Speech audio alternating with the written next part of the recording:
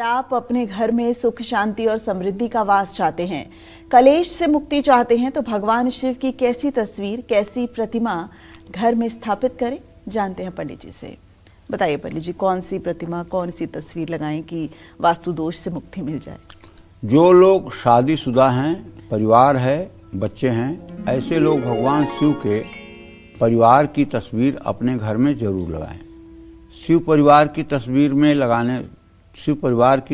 घर में लगाने से तरक्की होती है।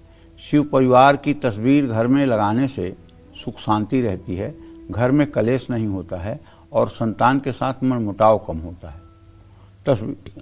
तस्वीर का मतलब जिसमें भगवान शिव के साथ जगत जननी जगदम्बा माँ पार्वती हों, भगवान गणेश हों, स्वामी कार्तिकेय हों और नंदी भी साथ में हों और भगवान शिव प्रसन्न मुद्रा में हों। एक बात सभी दर्शकों को बताना चाहूँगा, भगवान शिव का जहाँ भी वर्णन जिस किसी भी शास्त्र में आया है, चाहे वो शिव पुराण हो और चाहे जहाँ भी वर्णन भगवान शिव का आया है, भगवान शिव अत्यंत गौर वर्ण के हैं, ये बात ध्यान रखना चाहिए। और टेलीविजन में, यूट्यूब में और रील में और जहाँ जहाँ भी हम देखते हैं, भगवान शिव को नीले रंग में प्रदर्शित किया जाता है, जो महाघोर अपराध है। भगवान शिव कभी नीले वर्ण के नहीं हैं, वो गौर वर्ण हैं। कर्पूर गौरम, कपूर के समान गौर वर्ण है उनका। करुणावतारम, करुणा के सागर हैं, करुणा के समुद्र हैं। तो इसलिए अगर प्रतिमा लगा रहे हैं, चित्र लगा रहे हैं, फोटो लगा रहे हैं, तो उसमें भी ध्यान रखें कि भगवान शिव की प्रतिमा गौर वर्ण है कि नहीं। और अगर मूर्ति लगा रहे हैं तो उसमें भी ध्यान दीजिएगा कि गौर वर्ण की प्रतिमा है कि नहीं। कंठ नीला है पंडित? कंठ नीला है, हाँ, वहां उन्होंने विष धारण किया हुआ है तो वो नीला है। हाँ जी। ऐसा चित्र घर में जरूर लगाना चाहिए। नंदी पर विराजमान भगवान शिव का चित्र घर में लगाने से एकाग्रता बढ़ती है। कार्तिकेय के साथ भगवान शिव और पार्वती का चित्र घर में लगाने से मनोकामना पूरी होती है, सुख सुविधा प्राप्त होती है। जिस चित्र में भगवान शिव की उत्तर दिशा में भगवान विष्णु और दक्षिण दिशा की ओर भगवान ब्रह्मा जी का चित्र हो, ऐसी तस्वीर की पूजा करने से बीमारियों से मुक्ति मिलती है। लेकिन हकीकत यह है कि ब्रह्मा की पूजा पृथ्वी लोक में और घर के पूजा स्थान में नहीं होती है। ब्रह्मा का मंदिर सिर्फ और सिर्फ भारतवर्ष में पुष्कर में है। पुष्कर में ब्रह्मा का मंदिर है, वहाँ ब्रह्मदेव का दर्शन भी होता है, पूजन भी होता है। शेष जगह पर न तो ब्रह्मा का मंदिर है और न तो पूजा होती है।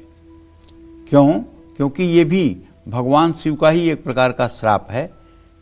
चूंकि ब्रह्मदेव ने झूठ बोला था कि मैंने ज्योतिर्लिंग का पता लगा लिया है, इसलिए भगवान शिव ने श्रापित किया था कि आपकी मृत्युलोक में पूजा नहीं होगी। तो कहने का आशय यह है कि भगवान शिव की आराधना से मुश्किल स्थितियां भी अपने बस में हो जाती हैं। इसीलिए बार बार कहा गया है कि भगवान शिव से बड़ा औढ़र दानी कोई नहीं है। आशुतोष तुम औढ़र दानी, आरत हरहूं दीन जन जानी। इनसे ज्यादा शीघ्र प्रसन्न होने वाला देवता कोई त्रिलोकी में नहीं है। अरे कुछ ना करो तो आज एक बात बता रहा हूं आपको। आप किसी शिव मंदिर जाओ, अगर आप अपने को बहुत बड़ा आदमी नहीं समझते हो और शिव का भक्त समझते हो, तो मंदिर के 10 कदम दूर से ही उठाओ दोनों हाथ और चिल्लाओ जोर से, महादेव महादेव महादेव। 3-4 बार चिल्लाते हुए उनके दरवाजे तक जाओ। जितनी बड़ी पूजन सामग्री से पूजा करने से तुम्हें लाभ मिलेगा, उससे 10 गुना ज्यादा फायदा महादेव महादेव करके जब आप चिल्लाओगे तो उससे 10 गुना ज्यादा फायदा आपको मिलेगा। और भगवान शिव कहीं रहेंगे, वो तुरंत सावधान मुद्रा में तुम्हारी तरफ देखेंगे और अपने ऊपर कृपा दृष्टि बरसाएंगे। करके देख लीजिए। लेकिन नहीं, यहां तो जोर से बोलना, यहां तक कि कथा में बैठे हुए हैं, बड़े संत बोल रहे हैं और कहीं ताली बजाने का विषय आया तो ताली ऐसे बजाते हैं, उंगली से। इंसल्टी हो जाएगी ना, बेइज्जत हो जाएगी। बड़े मंत्री हैं, अमीर आदमी हैं, बड़े आदमी हैं, अगर इन्होंने ताली बजा दिया तो लोग कहेंगे नहीं, कह रही बड़े आदमी ने ताली बजा दिया, इनकी बेइज्जती हो जाएगी ना, इंसल्ट हो जाएगी। सामान्य नहीं है ना, ये महान है। तो अगर महानता नहीं है और सामान्य आप अपने को समझते हैं, तो एक बार मेरे कहने से किसी शिव मंदिर के सामने जा करके जरा एक बार चिल्ला के देखिएगा 3 बार, महादेव महादेव महादेव, हृदय से पुकार के देखिएगा।